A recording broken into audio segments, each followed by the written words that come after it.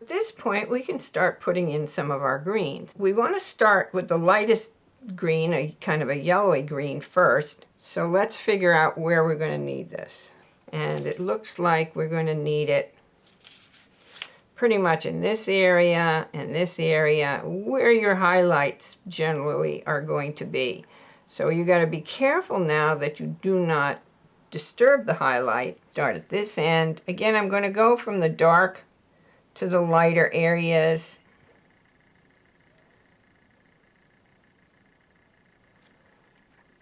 Again, wherever you have a surface that's not an edge, make sure you blend it, because you can always go back later and play with it.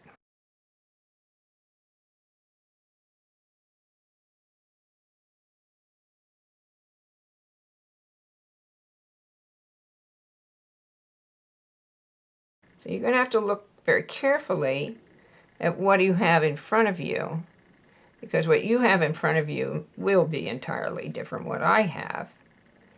And you certainly are going to have to make your own decisions about where things are going to need to go. Now you can pretty much put a lot of this yellowy green down as washes, because some of it you're going to end up covering over.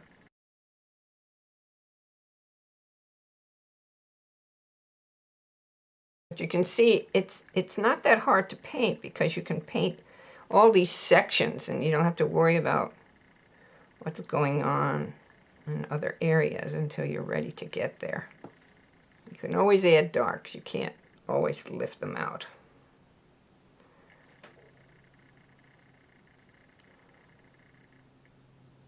Now in this case where I left it light, I want that green to be part of the edge.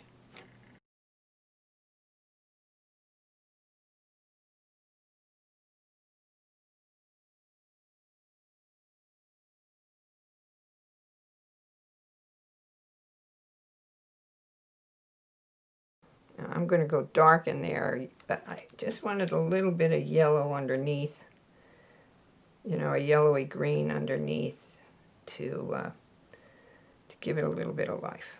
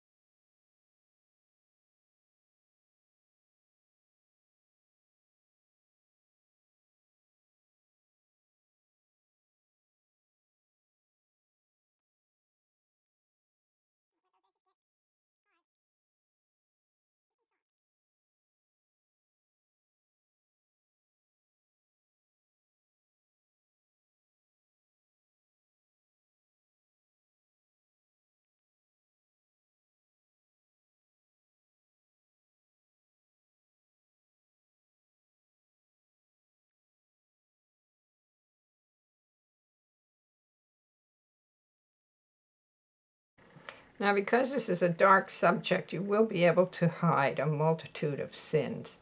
So if you find that you've, you know, something's gotten a little hard, you can scrub it. Actually, the green will lift. It'll be a bit more cooperative than some pigments, in that it will allow you to lift itself out. Sometimes it won't.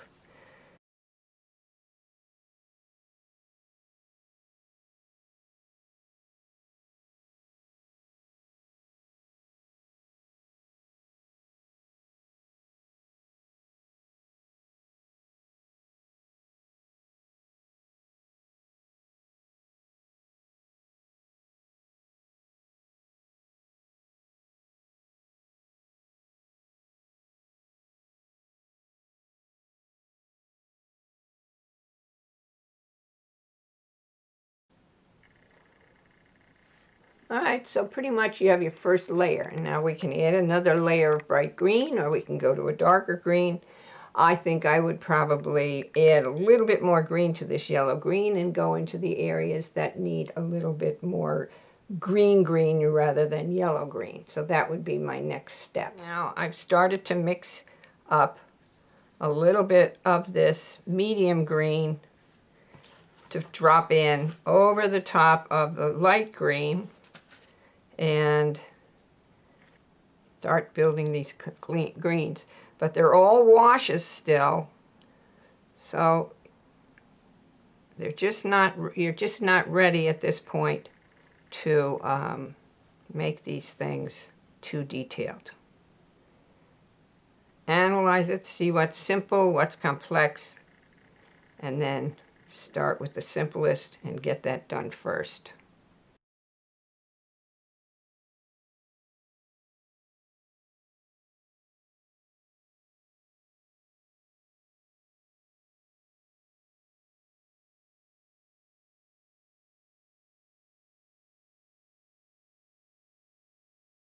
The good thing about having your paints all mixed in the beginning is that if you have to fill in or go back, you automatically have those paints ready and available to you. Don't paint in things just totally flat color. Think in terms of how the surface might change based on what the lighting is doing, so that you're not creating a shape that's going to jump out at you.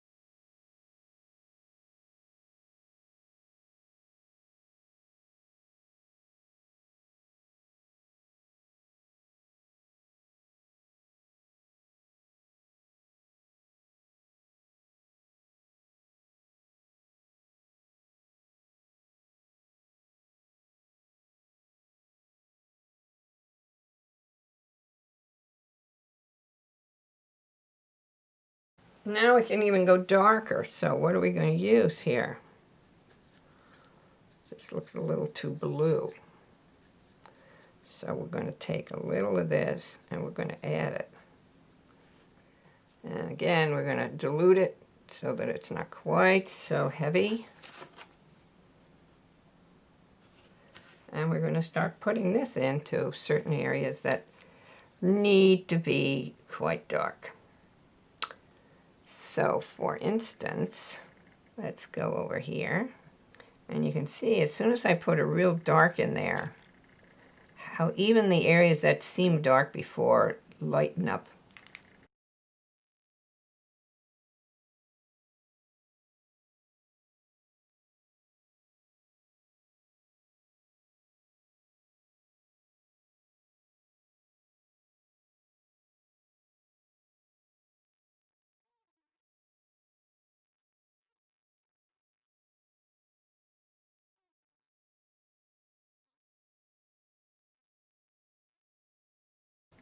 And you see how light that is? I'm going to go back into that later and darken it up. But not now because I don't want it to bleed into this other half of the brat.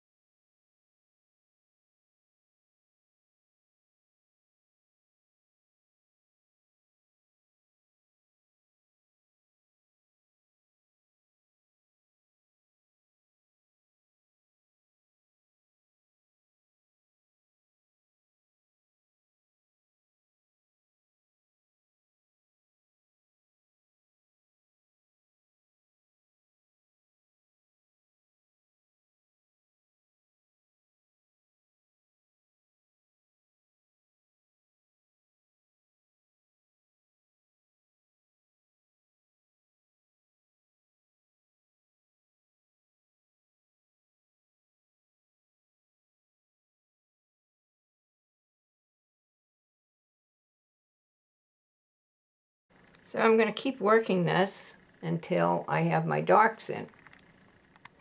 So as you can see, I've been adding some of the dark greens. I still have some more to do in here. And then I'm going to even go back again with the darkest color, the shadow color, and add even more darks in the really dark areas of this artichoke. The more you apply color, the less wet you have to be. You know, you can use some of those sweeping strokes and then blend it out. You don't have to be so wet. For instance, if I'm going to add some shadow up in this area over here,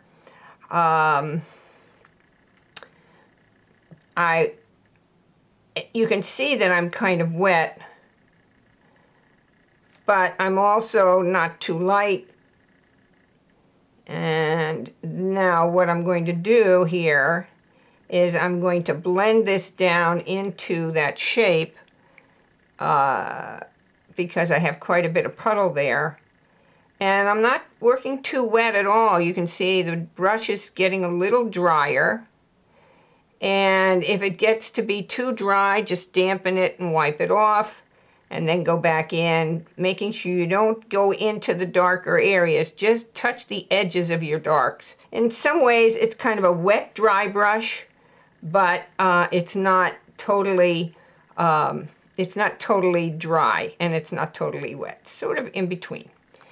And this is a pretty dark color, so I'm seeing some areas that I think should be a brighter green. So I'm going to go back to my brighter green. You know, I'll go back in and just feather in some of those brights where I think it could use a little bit more life.